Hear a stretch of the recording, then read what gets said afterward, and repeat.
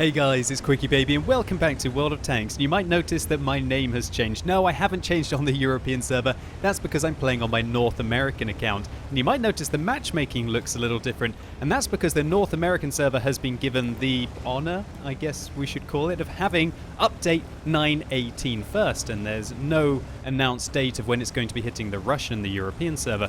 Now, this is unusual. Usually, the European server and the North American server get it the day after the Russian server, but I think Wargaming are a little worried about the new matchmaker and how it's going to work, and so I guess they're using the North Americans as kind of a canary, right? And let's see if the canary keels over as it goes down into the mine. Hopefully there's not going to be too many gas leaks. But what you're going to be checking out here are all the brand new action. There's a new artillery stun mechanic, and here we go, the brand new Tier 8 French light tank, the Bachatillon 12T. Well, he didn't last very long in his brand new Tier 8 light tank, did he? Oh dear. I'm playing in my T-54 Mod 1, and the reason why I'm playing this is because I think I've got only one high-tier vehicle. I made my way up the British medium tank line. I think I've got the Centurion Mark 1. I'm probably going to be playing it later tonight on stream, back on North American server for the first time in probably about a year, just to be able to experience it. But I do have a few Tier 8 premiums, thankfully, that a few of you lovely gentlemen have gifted me, and obviously that allows me to try out. Now, here we can see I've taken a stun, again from an artillery, after having used my medkit, and look at my reticle bloom. I'm going to be stunned for the next 4 seconds, and also look at the map circle. This reduces my view range by about 30%, which makes me pretty much as blind as a bat, really. For example, if you had 400 meters view range, I guess you're going down to, gosh, what about like 270 meters view range? It certainly isn't excellent. And when you do get stunned for those long periods of time, like I think that was about 20 seconds from the GW Panther, definitely do take that into account, and that's something that I hadn't until I rewatched this replay. That when your opponents are stunned and you can see the timers above their heads, then they're probably not going to be able to spot you, so you can hopefully use that to your advantage. Finally, we managed to catch a glimpse at the artillery on the enemy team. This S-51 hopefully isn't going to be around for very much longer. I do love taking this position. If you manage to get here and be rather aggressive, you can just absolutely dominate it.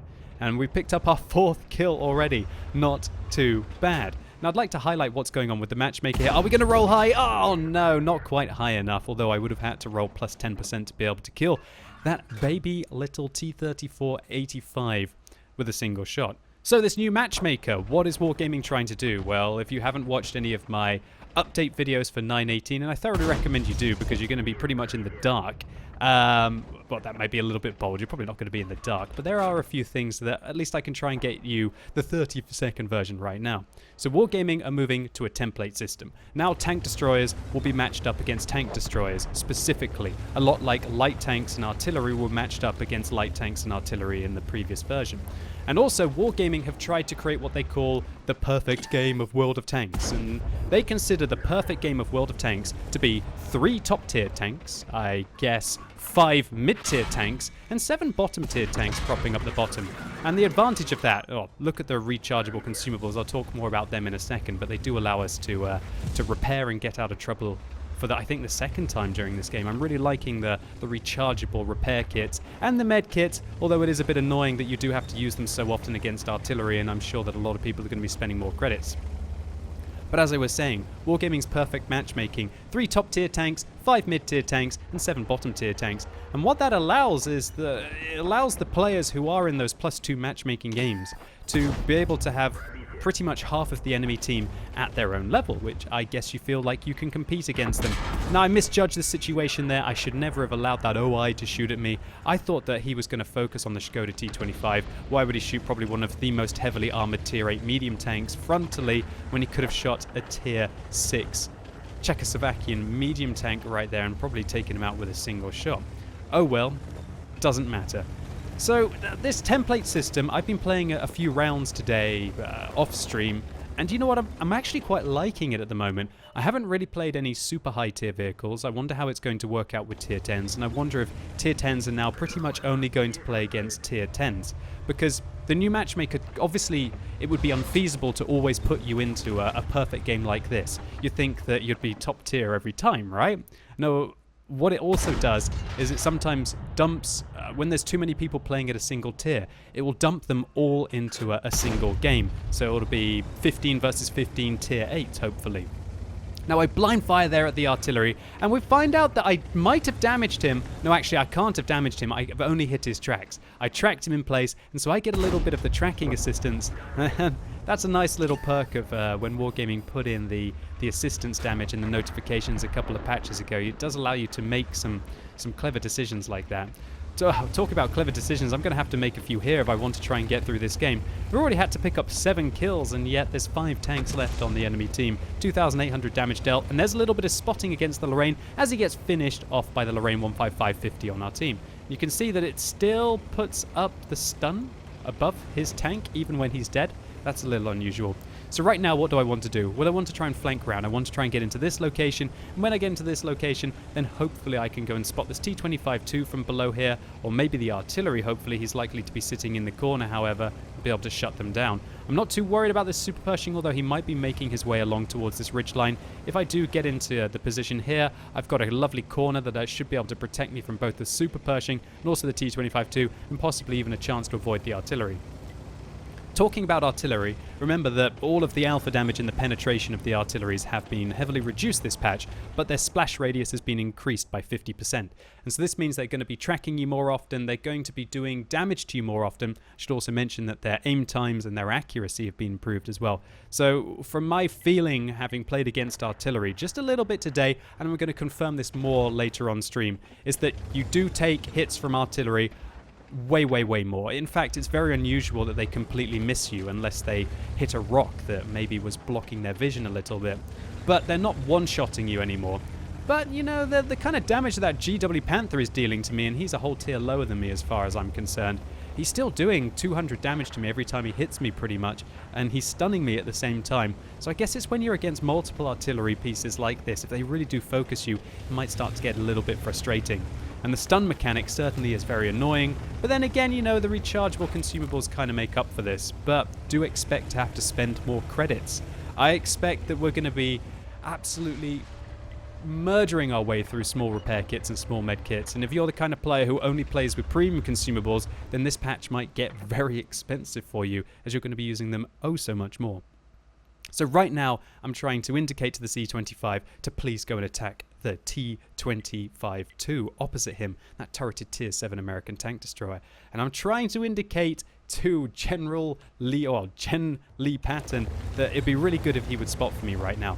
Because I'm also very worried about this M6 and the Super Pershing, either the Super Pershing coming here and spotting me. That would be an absolute disaster right now. That would probably much spell the end of the game for our team. Or alternatively, if he makes his way to this ridgeline here and the M6 goes in and spots our artillery, that would be disastrous as well. And I'm kind of getting a little bit frustrated here that the E-25 doesn't make his move. But finally, it looks like he is. He makes his way towards the rock. Is he going to stop there? He stops in cover, I guess expecting that he's been spotted, or maybe his sixth sense went off, trying to hide from the artillery. I ping the map a few times. I try and let him know exactly where the T-25-2 is, if maybe he hasn't activated that overlay marker system in his UI. And there you go, he spots the T-25-2. And we quickly established that T-25-2 was in plain sight for me. And it was the trees, the fallen trees to be exact, that were concealing his position. So he repairs his track. I put one more into him. And now I've run out of armor-piercing rounds. One of the worst things about the T-54 Mod 1 is that it doesn't carry very much ammunition. Oh, and our APCR round flies left there, unfortunately unable to take him out. But it looks like this T-25-2 doesn't realize who's shooting him right now, and he comes around the corner, and that's an easy hit for me. So looking towards the north of the map, unfortunately, the Super Pershing has made his way into the chicken coop and is starting to eat all of those artilleries. Now we're going to have to make our way towards the north to try and defend him, and also try and engage that Tier 6 American heavy tank, the M6, to stop him from being able to get towards the cap circle. So we've secured our 8th kill now, 3,400 damage. I really feel like we've dominated this central position here on Cliff, and really, if you can lock down this location on your medium tanks, you can be truly dominant. There's two locations you want to really control in this game, towards this location, and also if you've got the speed to be able to get up onto the hill, and you can just stop anyone from using the kind of horseshoe shape around the lighthouse there if you do control the hill. So we do get spotted there by the M6, but luckily he noticed us too late, and that was an easy shot into the side of a very large profile tank. Now, why am I doing this? Well, I'm making my way straight towards the cover here, keeping my armor towards the artillery, just hoping that I could use this ridgeline, well, the mountain almost, or the hill, to be able to protect me from the trajectory of his shell.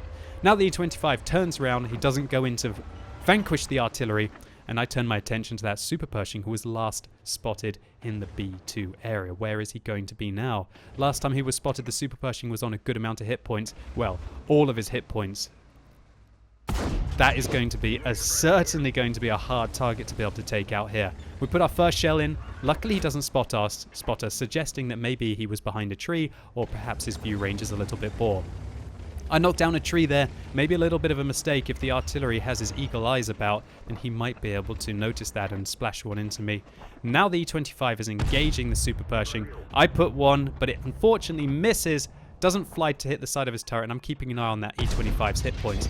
Now the E-25 is down to 400. That means the Super Pershing is going to be able to kill him in 2 shots if the artillery doesn't splash him, of course. And put one into the side there. Now he's down to 324. Please, E-25, put one more round into him so I can finish him off with a single shot. He doesn't manage to. And we actually saw there was a bit of a stun there. Looks like the GW Panther stunned the E-25, probably confusing him and making his crew ineffective, of course, if he doesn't use his medkit.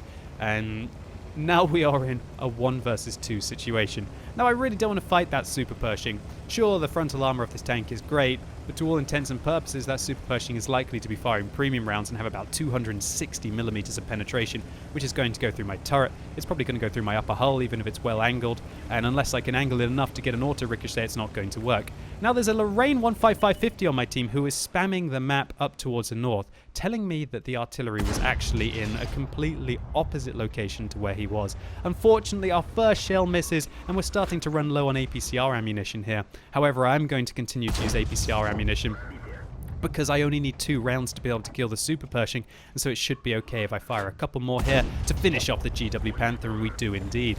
And luckily he doesn't manage to spot us, and so that doesn't give the Super Pershing a clear indication of where we're going to be.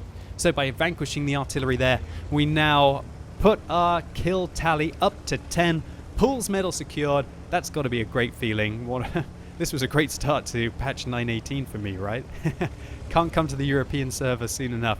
Nah, well, if you know my opinion on the light tanks, you know that there's some things that I'm really not looking forward to about the patch. Or maybe just not looking forward to as much, right? So now the Super Pershing has to be coming from the north. Now, this is such an important moment of the game. If he doesn't get into the cap circle now, then he can't cap anymore. If the Super Pershing had made it inside the cap circle within the first 5 seconds of me capping, then I would have probably left the cap circle and made my way over towards him to be able to hunt him from this ridgeline here. Because of course, if he manages to cap as well and he's in there between about 5 and 10 seconds, I will not have enough time to be able to finish the game. And I don't want to draw, I want to win here. I've already got my Pools medal. I either want to win or lose. I'm happy to do either. Drawing is not really what I'm interested in. But now, of course, because he hasn't made it into the cap circle, I have to be thinking that he's making his way back. So why am I positioning here, you might be asking? Why am I not using the rubble? Well, if I use the rubble here and he locates up along this ridgeline, then I'm going to be in trouble. I was thinking the Super Pershing maybe was making his way up that slope, because remember, I was last spotted there and I thought he was going to come and try and hunt me. So I thought the Super Pershing was going to make his way into these bushes where he should be able to spot out, but he won't be able to see me quite so clearly behind that ridgeline, and I should be okay. So I'm using this ridgeline to protect myself from up there, and if he does make his way down there, then I have got my gun pointed in the direction where he's likely to come from. The only other chance, of course, is that he's making his way up along here. But, you know, in these kind of 50-50 situations, what can you do? 10 seconds left. 9, 8, 7, 6. Oh, where is he? 5, 4, 3, 2, 1. Oh my gosh, he's behind me. Cap confirmed. Who wins? Who wins? So you've got to be kidding. Just as I thought I was making my way back into the garage, the Super Pershing sneaks in that APCR round that I was talking about right into the side of my vehicle. But it's still saying the enemy base has been captured. You know what? I haven't ever seen this happen in World of Tanks. And before I show you the post-game stats, I'd be interested to know who you think wins. So I've put a poll up in the top right-hand corner of your screen. Click that more info icon and let me know who you think wins. Is it me in the T54 Mod 1? Or is it going to be the T26E4 Super Pershing? Pause the video if you have to and vote now.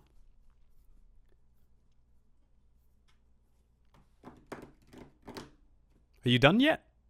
And much to my surprise, we won, even though all of our tanks were dead and the Super Pershing was the last remaining vehicle. We still took down this game of World of Tanks. So this was an ace tanker for the T-54 first prototype, a Pool's medal for our 10 kills, a Dumitru's medal for killing 3 of the enemy self-propelled guns, tank sniper for dealing the most damage at long range, which you're not really meant to in the T-54 first prototype, a high caliber, and also an invader for taking down 100% of the cap, I guess, even though in theory, it kind of should have been interrupted by that Super Pershing. And even though I had to fire a few APCR rounds because we were running out of ammunition here, we make 70,000 profit. So what a bizarre way to start off the 9.18 patch. This T-54 first prototype feels like an absolute beast when you do get into Wargaming's perfect matchmaking where you're one of only 3 top tier tanks. Even though really, my armor didn't do anything this game. Everything managed to penetrate me as we got hit by APCR rounds from the Lorraine, that's 260mm a pen. We've finished off by an APCR round by the Super Pershing, and all of the other damage that I took I believe was from high explosive OI or the artillery. Nevertheless, this looks like a pretty good start to 9.18, and hopefully I can have a few more epic games in the future of the patch. And so hopefully you enjoyed this video. If you did, please give it a like. I'd really appreciate it. And let me know in the comments if you've had any situations like this, where at the end of the game, teams either kill each other or somebody caps, but then they all get destroyed. And did you get the same result? And as always, thank you so much for watching. You've been epic, and hopefully I'll see you soon.